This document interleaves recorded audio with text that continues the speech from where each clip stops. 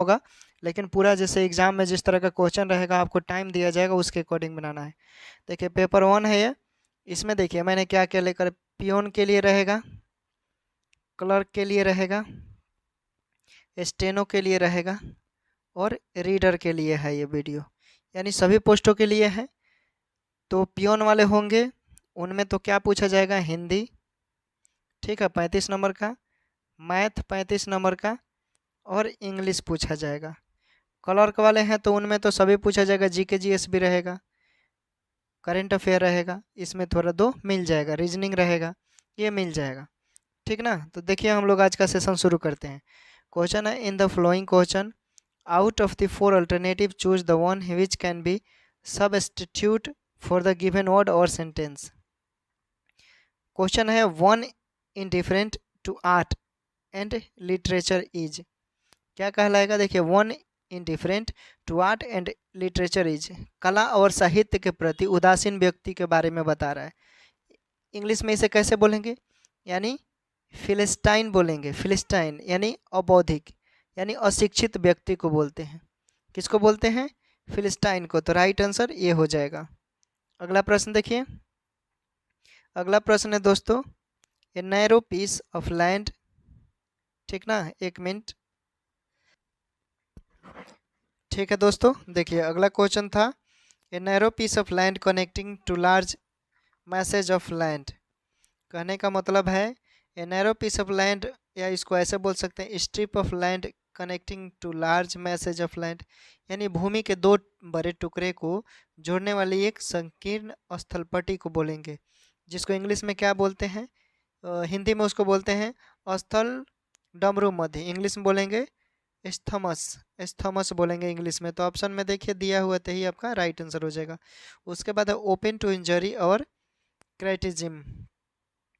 बताइए open to injury और क्राइटिज्म इसको क्या बोलेंगे, यानी असुरक्षित या कमज़ोर बोल सकते हैं, असुरक्षित कमज़ोर, ओपन टू इंजरी और क्राइटिज्म, ठीक है। ओपन टू इंजरी और क्राइटिज्म यानी कमज़ोर असुरक्षित बोल सकते हैं। इसको क्या बोलना पड़ेगा, इंग्लिश में बोलिएगा आप वल्नरेबल। क्या बोलेंगे, वल्नरेबल। आपको पता है वल्नरेबल मीन्स क्या होता है दोस्तों, तो बताइए कमेंट कर कर कि वल्नरेबल मीन्स क्या, यानी उसको बोलते हैं हम लोग असुरक्षित कमज़ोर को बोलेंगे, ठीक है। अगला प्रश्न देखिए, अगला प्रश्न है, government by A small group of all powerful person. बताइए, देखिए government by all A small group of all powerful person, यानी इसको बोलते हैं हम इंग्लिश में, यानी इस शब्द को सिंपल भाषा में बोलेंगे क्या, ओलिगार्की, हिंदी में क्या बोलेंगे, कुलीन तंत्र, ठीक है। तो देखिए ऑप्शन में दिया हुआ है कहीं, तो आपका वही राइट आंसर हो जाएगा, ए नंबर में दिया हुआ, ठीक है। अगला प्रश्न है, one who collect coin as hobby. One who collect coin as hobby यानी सिक्कों को संग्रह करने वाले को क्या बोलते हैं, शौकिया, क्या बोलते हैं, शौकिया, यानी न्यूमिस्मैटिस्ट बोलेंगे। राइट आंसर आपका न्यूमिस्मैटिस्ट हो जाएगा। अगला प्रश्न देखिए, अगला है, in the flowing question sentence are given with blanks to be filled in with an appropriate word, 4 alternative are suggested for each question, choose the correct one। इसमें है we would dash opportunities as they arise। कहने का मतलब है दोस्तों we should क्या हो जाएगा, seize, we should seize opportunity as the rise. Seize means क्या होता है, कब्जा करना या जब्त करना, तो ये आपका क्या हो जाएगा, राइट आंसर। अगला प्रश्न देखिए, the student aren't prepared dash the examination. कहने का मतलब है कि द स्टूडेंट आरंट प्रिपेयर्ड बात करेगा तो क्या, टू टेक द एग्जामिनेशन बोलते हैं ना, टू टेक द एग्जामिनेशन, तो वही आपका राइट आंसर हो जाएगा फिल इन द ब्लैंक्स के पास। अगला प्रश्न देखिए दोस्तों, देखिए एग्ज़ाम का तैयारी कर रहे हैं तो बार बार हम बोलते हैं कि ज़िंदगी में कुछ ऐसा समय आता है कि आप अपना आपा खो बैठते हैं, आपको पढ़ने का मन नहीं करेगा, आपको ऐसा लगेगा कि सब चीज़ ख़त्म हो गया, आप 20-22 दिन नहीं पढ़ेंगे तो लगेगा कि अब आपसे कुछ नहीं होगा, ऐसा लगेगा कि अब हमारे बस का नहीं है, कि सब चीज़ खत्म हो गया। ज़िंदगी में कुछ कुछ ऐसा समय आता है, कुछ ऐसे संघर्ष, कुछ ऐसे समस्या आते हैं, जिस सिचुएशन में वो आपको, आपका संघर्ष आपको मजबूत बनाता है, और उस समस्याओं से आप जूझ कर आगे निकल जाते हैं, मजबूती प्रदान करते हुए, अपने आप को मजबूत बनाते हुए, तो समझ लीजिए कि आप सक्सेस हो जाएंगे। तो ये मत भूलिए कि आप 10 दिनों से नहीं पढ़े हैं, 20 दिनों से नहीं पढ़े हैं, तो आपका सिलेक्शन कहीं नहीं होगा। ज़रूर सिलेक्शन होगा, ये मेरा वादा है दोस्तों। आप सिर्फ मेहनत कीजिए, जितना हो सके उतना पढ़िए। स्टूडेंट का कर्तव्य होता है, उसका काम ही है पढ़ना। खेलिए कूदिए, शाम को दोस्तों से बात कीजिए, गर्लफ्रेंड भी है उससे भी बात कीजिए, अगर कोई लड़की है उसका बॉयफ्रेंड है वो उससे बात कीजिए। अगर माइंड नहीं लग रहा है, मन नहीं लग रहा है, तो आप माइंड को रिफ्रेश कीजिए, माइंड को पूरा डिलीट कीजिए शाम को, और फिर स्टोर कीजिए नई नई बातों को। खेलने कूदने से ये सब होता है। देखिए पढ़ाई ऐसा चीज़ है कि आप किताबी कीड़ा पढ़ कर चाहेंगे कि आप कोई एग्ज़ाम निकालें, इम्पॉसिबल है। पढ़ाई के अलावा कुछ एक अलग दुनिया भी होती है, जो किताबों से नहीं मिलती है। वो आपके सोच और आपके आपके रवैये के प्रति, आप कैसे इंसान हैं, उसके ज़रिए मिलता है। कैसे सोचते हैं, कैसा थॉट है आपका, इन सब चीज़ों को देखकर तैयारी कीजिए, सफलता ज़रूर मिलेगा। ठीक है दोस्तों, देखिए क्वेश्चन है, we did not dash the programme to be such a huge success. देखिए कहने का मतलब है वी डिड नॉट डैश बोल रहा है, यानी हमें क्या बोलना पड़ेगा, यानी हमें इस कार्यक्रम के इतनी बड़ी सफलता की उम्मीद नहीं थी, यानी एक्सपेक्ट बोलेंगे दोस्तों ऑप्शन के मुताबिक। तो देखिए क्या राइट आंसर हो जाएगा, आपका दिया हुआ है डी राइट आंसर। ठीक है दोस्तों, अगला प्रश्न देखिए।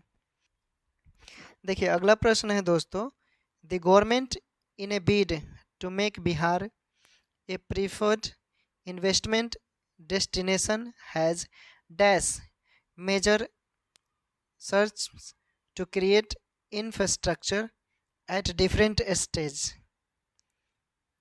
क्या बोल रहा है प्रश्न, यानी लंच बोल रहा है, यानी किस सेंस में बोलेंगे, यानी कोई चीज़ हो गया शुभारंभ करना, प्रारंभ करना, कोई गवर्नमेंट है वो, कोई उसका योजना है, ठीक है, उसके मुताबिक विरोध करना, बाधा डालेंगे। योजना बनेगा तो बहुत सारे उसके विपक्षी होंगे, बाधा उत्पन्न करेंगे। लेकिन यहाँ पर योजना बनकर तैयार हो गया है बिहार, मान लीजिए बिहार सरकार के द्वारा, उसमें उसने बहुत सारे अपना फाइनेंस इन्वेस्ट किया, डेस्टिनेशन किया, उसके बाद क्या करेगा, लंच करेगा। तो ऑप्शन के अकॉर्डिंग आपका यही राइट आंसर हो जाएगा। अगला प्रश्न देखिए दोस्तों,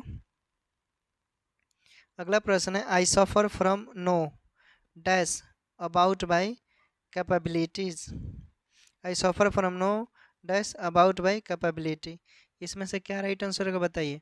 आई सफ़र फ्रॉम नो, यानी मुझे अपनी क्षमताओं के बारे में कोई भ्रम नहीं है, मुझे अपनी क्षमताओं के बारे में कोई भ्रम नहीं है, यानी इल्यूशन हो जाएगा। इल्यूशन बोले तो भ्रम या गलतफहमी को बोलते हैं। तो राइट आंसर आपका यही हो जाएगा। अगला प्रश्न देखिए, अगला प्रश्न है, in the flowing question out of the 4 alternative choose the one which best express the meaning of the given word as the answer. Diligent दिया, डिलीगेंट बताइए। डिलीगेंट मतलब परिश्रमी को बोलते हैं, तो इसका करेक्ट सिनोनिम क्या हो जाएगा, यानी हार्ड वर्किंग, कठिन परिश्रम करने वाले को। ठीक है दोस्तों, तो राइट आंसर क्या हो जाएगा, हार्ड वर्किंग। अगला प्रश्न, प्रॉक्सिमिटी।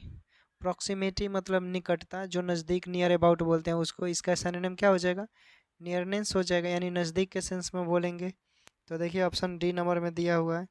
अगला प्रश्न देखिए, अगला प्रश्न है दोस्तों कि गैरुलस, क्या दिया है, गैरुलस, यानी गैरुलस उसको बोलते हैं जो बहुत ज़्यादा बात नहीं होता है, बात करता हो, तो उसको क्या बोलेंगे, सिनोनिम क्या हो जाएगा, यानी टॉक्टिव बोलेंगे, बहुत बात करने वाले के सेंस में। तो राइट आंसर बी हो जाएगा। उसके बाद है जेनित। जेनित, जेनित को क्या बोलिएगा, यानी चरम बिंदु या पराकाष्ठा को बोलते हैं, इसका सिनोनिम क्या हो जाएगा, यानी चरम बिंदु को चोटी बोलते हैं, शिखर बोलते हैं, इंग्लिश में क्या बोलेंगे, पिनेकल बोलेंगे। देखिए कहाँ दिया है, तो ए नंबर में दिया है, यही राइट आंसर हो जाएगा। अगला प्रश्न देखिए, अगला प्रश्न है फैलेसी। क्या दिया है कि फैलेसी यानी भ्रम, उसके बाद है फैलेसी, भ्रम, फैलेसी बोलते हैं भ्रम को या भ्रांति के सेंस में बोलेंगे, तो इसका सिनोनिम क्या हो जाएगा। तो भाई सरनेम मिस्टेकन होना चाहिए, मिस्टेकन बिलीफ ब्रॉम बोलते हैं। तो देखिए दिया हुआ ये नंबर में, तो यही आपका राइट आंसर हो जाएगा। अगला प्रश्न देखिए, दिया है 16 से 20 नंबर में, in the flowing question 4 alternative are given for the item और phrase written in bold. Choose the alternative which best express the meaning of the item phrase. देखिए क्वेश्चन है, the secretary had the information at her fingertips. कहने का मतलब है कि सहज उपलब्ध के सेंस में बताना है कि readily अवेलेबल बोलेंगे, at her fingertips आइटम के सेंस में है, तो इसका राइट आंसर क्या हो जाएगा, यानी रीडेली अवेलेबल। अगला प्रश्न देखिए, अगला प्रश्न है दोस्तों कि consoling her daughter the mother said that there was no use crying over spilled milk. इसको क्या बोलेंगे, देखिए क्राइंग ओवर स्पिल्ड मिल्क यानी आइटम का अर्थ है कि planning about an event that cannot be changed। क्या हो जाएगा, यानी complaining about an event that cannot be changed। Right answer ये हो जाएगा। अगला प्रश्न देखिए, अगला प्रश्न है to take the bull by the horns. To take the bull by the horns कहने का मतलब है to take the bull by the horns item है ये, तो इसको बोलेंगे टू फेस डेंजर। क्या बोलेंगे, to face danger, right answer हो जाएगा। उसके बाद देखिए, उसके बाद है she keeps blowing hot and cold and therefore nobody can be friend her for long. In the sense blowing hot and cold क्या है, ये आइटम है, यानी being friendly at one moment and unfriendly at next। यानी blow hot and cold क्या बोलेंगे, to change one's mind a lot about whether one's like someone or something। तो option के मुताबिक आपका being friendly at one moment and friendly at next, तो यही आपका राइट आंसर हो जाएगा। अगला प्रश्न देखिए, अगला प्रश्न है दोस्तों कि in spite of his recent financial troubles, Ashok has not learned to cut his coat according to his cloth। देखिए इसमें हम लोग क्या क्या पढ़ेंगे, हिंदी, मैथ, इंग्लिश, जीके भी पढ़ेंगे, करंट अफेयर भी पढ़ेंगे। तो सभी पोस्टों के लिए है, पियन वाले अपना इंग्लिश करेंगे, मैथ हिंदी करेंगे, क्लर्क वाले सब करना पड़ेगा, रीडर वाले सब, बाकी पियन को छोड़कर बाकी सभी पोस्टों के लिए सबको सारे सब्जेक्ट करने पड़ेंगे। ठीक है दोस्तों, तो इसका क्या हो जाएगा, देखिए to cut his coat according to his cloth क्या है, आइटम है, तो मीनिंग होना चाहिए लाइव विथ हिज इनकम। क्या हो जाएगा, live with his income, right answer. अगला प्रश्न देखिए, देखिए 21 से 25 तक क्या है, इसमें दिया है in the flowing question there are 4 different word out of which one is misspelled, find the misspelled word as the answer. ठीक है, बताइए 21 से 25 तक में देयर आर 4 डिफरेंट, 4 गो में से एक अलग दिया होगा, वही आपको चुनना है। 21 नंबर का देखिए मिसस्पेल्ड वर्ड कौन है, तो मिसस्पेल्ड वर्ड हो जाएगा टेरिटोरियल, ये आपका मिसस्पेल्ड है। ठीक है, अगला प्रश्न देखिए 22 नंबर में कौन मिसस्पेल्ड है, तो इसमें हो जाएगा आपका प्रिविलेज, प्रिविलेज का स्पेलिंग मिसस्पेल्ड है। उसके बाद अगला प्रश्न देखिए, अगला प्रश्न है 23 नंबर में कौन मिसस्पेल्ड है, 23 नंबर में मिसस्पेल्ड कौन है, तो आइडियोसाइनक्रेसी क्या हो जाएगा, इसमें डी नंबर मिसस्पेल्ड है। 24 नंबर में कौन मिसस्पेल्ड है दोस्तों, बताइए 24 नंबर में कौन मिसस्पेल्ड है, यानी ऑब्जर्वेटरी, ऑब्जर्वेटरी देखिए डी नंबर में आपका क्या है, ये है आपका मिसस्पेल्ड। उसके बाद देखिए 25 नंबर में, 25 नंबर में कौन मिसस्पेल्ड है, तो इसमें है ग्रांटी, तो देखिए ये मिसस्पेल्ड है।